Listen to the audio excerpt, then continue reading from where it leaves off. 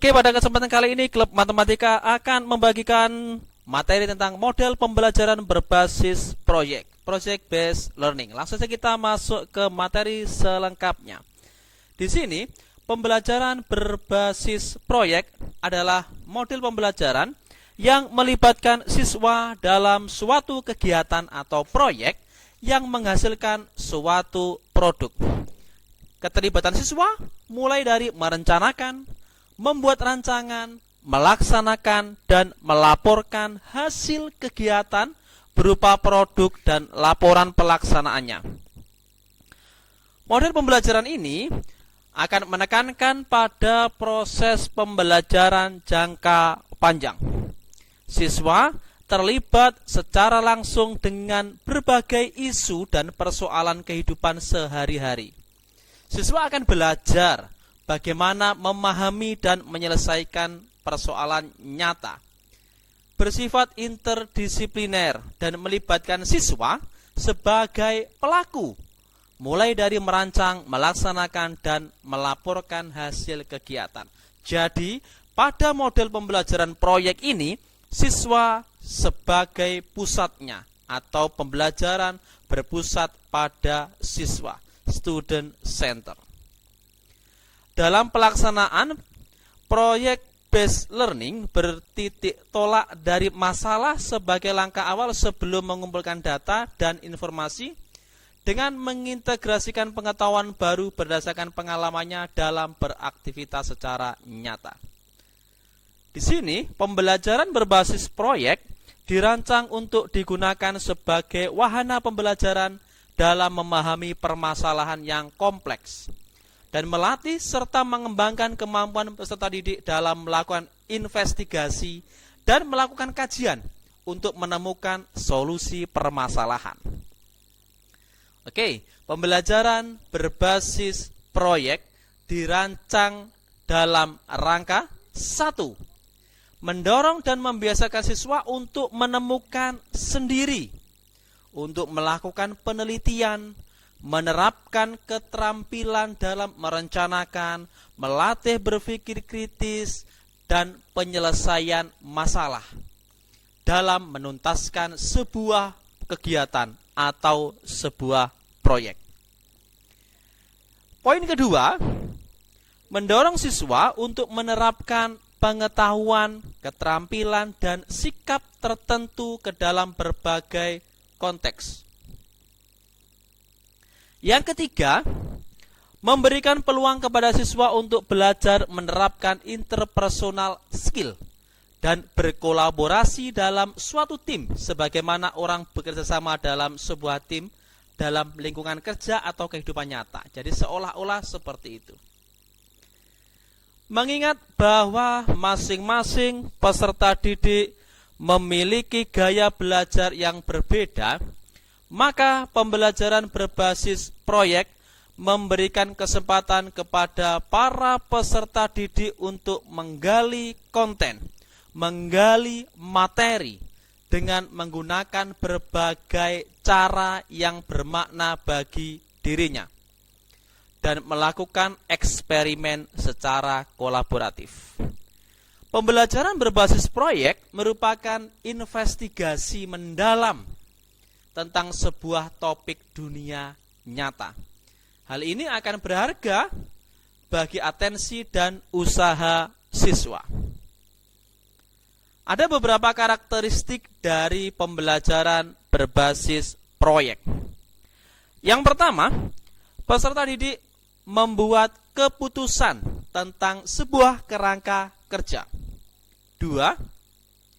Adanya permasalahan atau adanya tantangan yang diajukan kepada peserta didik. Yang ketiga, karakteristik yang ketiga adalah peserta didik mendesain proses untuk menentukan solusi atau permasalahan atau tantangan yang diajukan.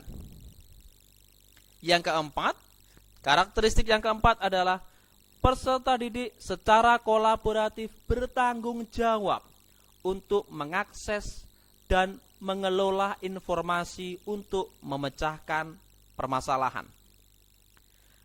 Karakteristik yang kelima, proses evaluasi dijalankan secara kontinu.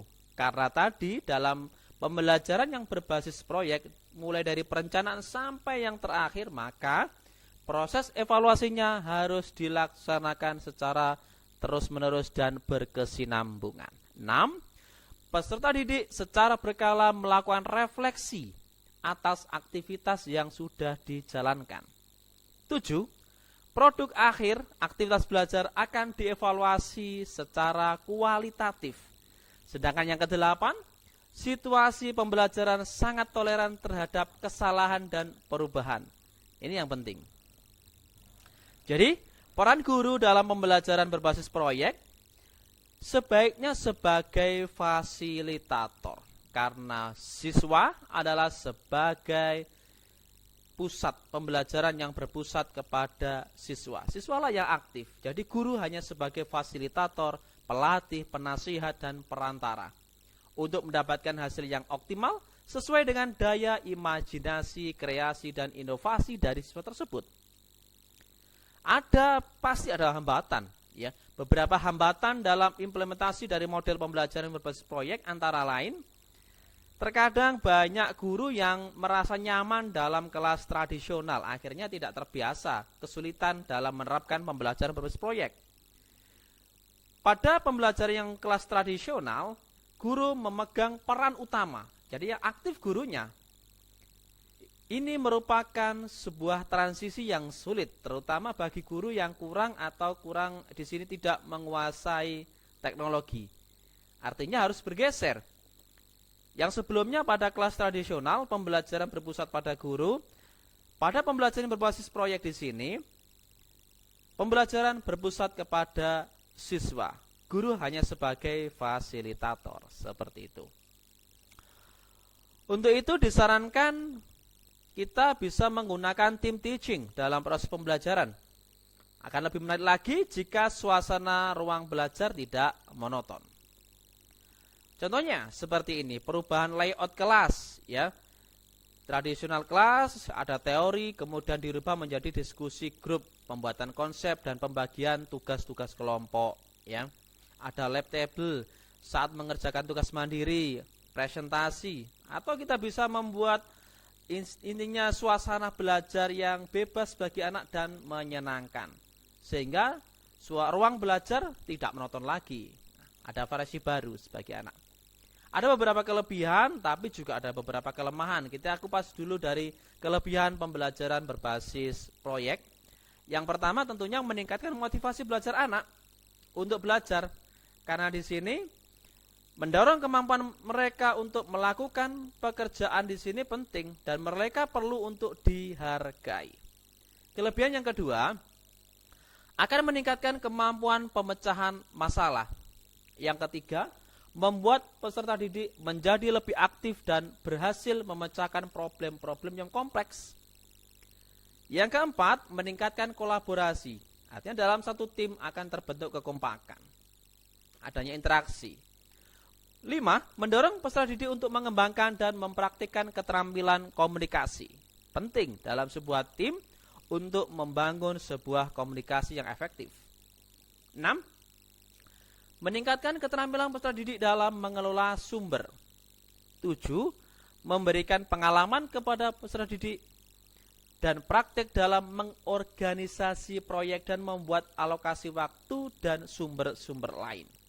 Intinya, di sini anak memang benar-benar terlibat dalam satu tim itu untuk melakukan pembelajaran ini.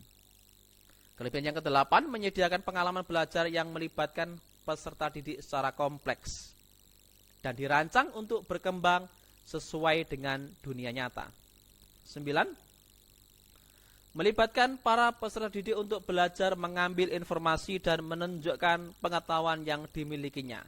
Kemudian yang penting adalah bisa mengimplementasikan dalam dunia nyata. 10. Membuat suasana belajar menjadi lebih menyenangkan, sehingga baik anak maupun guru bisa menikmati proses pembelajaran tersebut. Selain kelebihan, ada beberapa kelemahan dari pembelajaran berbasis proyek. Yang pertama, Siswa yang memiliki kelemahan dalam penelitian atau percobaan dan pengumpulan informasi tentu akan mengalami kesulitan. Yang kedua, mungkin ada beberapa siswa yang kurang aktif dalam kerja kelompok tersebut. Bisa saja akan didominasi oleh beberapa anak saja yang aktif. 3. Ketika topik yang diberikan kepada masing-masing kelompok itu berbeda, nah ini yang bahaya. Dikhawatirkan anak tidak bisa memahami topik secara keseluruhan.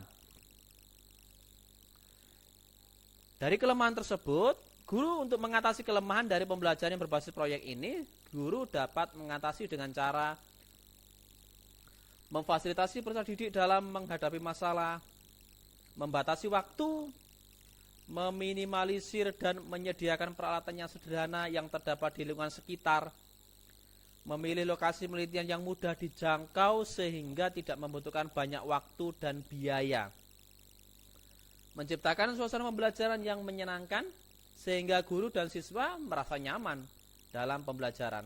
Oke? Semoga video sederhana ini bisa bermanfaat untuk kita semua. Kirimkan saran kepada kami di kolom komentar. Bagikan jika dirasa video ini bisa bermanfaat bagi orang lain. Jangan lupa like dan subscribe. Terima kasih.